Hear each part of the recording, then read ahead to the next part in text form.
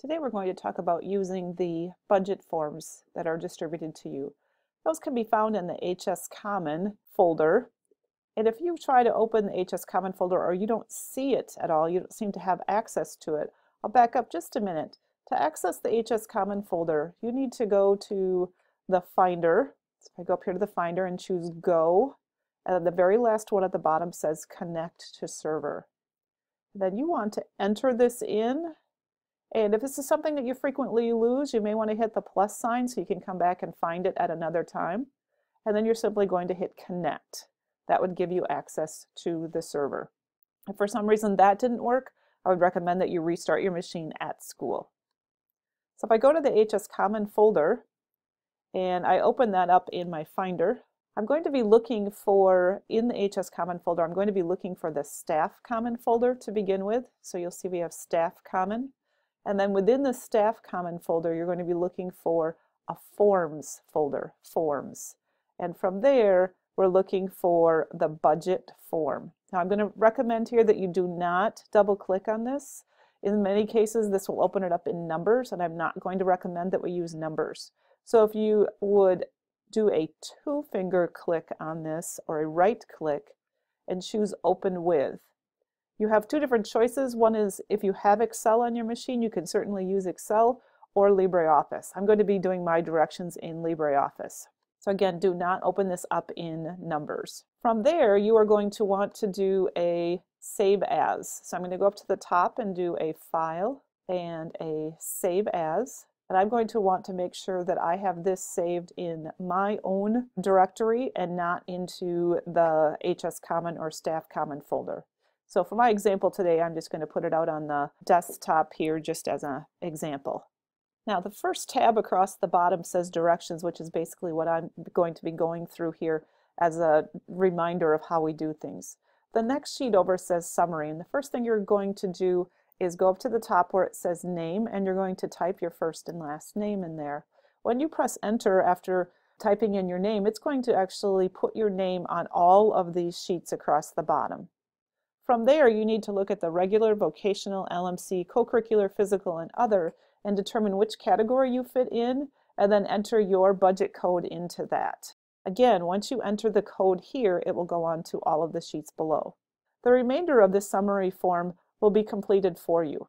You see the dollar signs here by each of the categories. As you make purchases in each of the sheets and record them, the total will be transferred to this document and will be creating a grand total of your budget below. For example, let's say I was going to purchase some supplies. If you cannot see all of these tabs across the bottom, these are also called sheets. I use those terms interchangeably. On the left corner, there are some triangles or arrows that will let you scroll through the variety of sheets that are available. So if I was going to purchase some supplies, notice that the code is already in place and my name is already in place. So I would simply enter in the quantity, the catalog number, the description, the place that I was going to purchase these from, as well as the complete address, any information they may need for ordering, and then the price to purchase one of those items.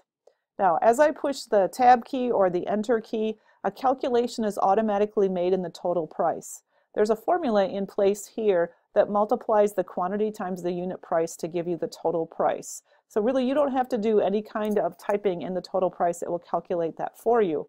In addition, it's going to do a subtotal. It's going to calculate 15% shipping and handling and come up with a grand total for your page that you have. So if I have another item, it's going to adjust these totals here at the bottom. It will keep a running total. This grand total of the page is going to go back to the summary page and be added here on the summary page.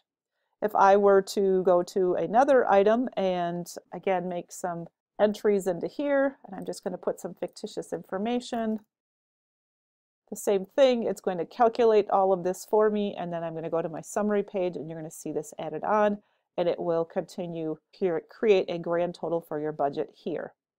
Now, a couple of things to note: if there are some sheets down here that you never use, I'm going to recommend that you do not delete them. You can, but what it will do, once you delete this page, It's going to cause an error here on this summary page because it can no longer find the total, and it will also erase the total that you have here. Now, if you happen to be purchasing a great deal of supplies, more than you would have on here, you can copy these sheets. So if I do a two-finger click, which is a right click, I can choose on here to move copy sheet. And if I do move copy sheet, then I can make sure I do copy up here. And then I can say where I want it to show up. So I want it next to my other supplies. And then I'm going to click OK. And notice that it has given me another supplies form. Now, in this particular case, I copied it with all this information, so I would need to delete the text that is in here so that I can enter in my other information.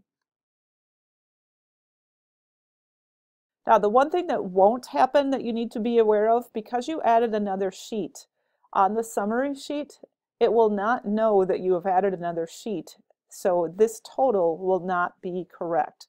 So if I come up here, this is just looking at one total. So you may need to add by hand the total of all of your supply sheets, enter that total here, and once you type in the total here, it should add in at this part. If you want to get a little more geeky about this and have this calculate automatically, I would be happy to show you how to adjust this formula so it adds up all of your supply sheets automatically. We could do that on an individual basis. On your travel page, if you're someone who does traveling for professional development, this page looks a little bit different from the rest. You're going to enter your event in here, the cost of your lodging, where is the event being held, any additional fees that might be part of that, what are you budgeting for meals. Miles would go here, and then you would multiply that miles by 54 cents a mile, and that total would come over here.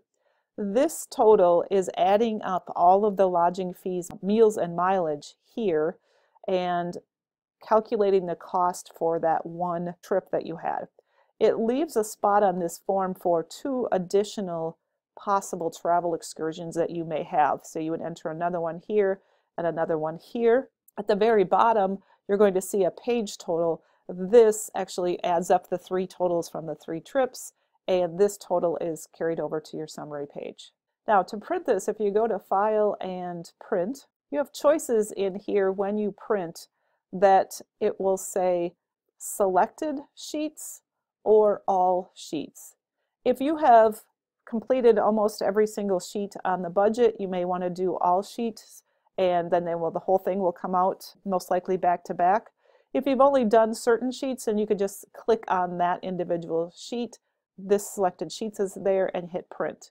They have been formatted to hopefully fit on one page, and you may want to check that out, because if you have changed the width of columns or something so that it does go over onto a second page, that makes it very difficult to do the budgeting. So please try to reformat so that this will fit on one page. The nice thing about doing your budgets in a digital form such as this is that from next year, if you are someone who has a budget that is very similar from year to year to year, you could open up the previous year's budget, do a file and a save as, and keep your old budget and then make changes for the current year. If you have any questions, please ask.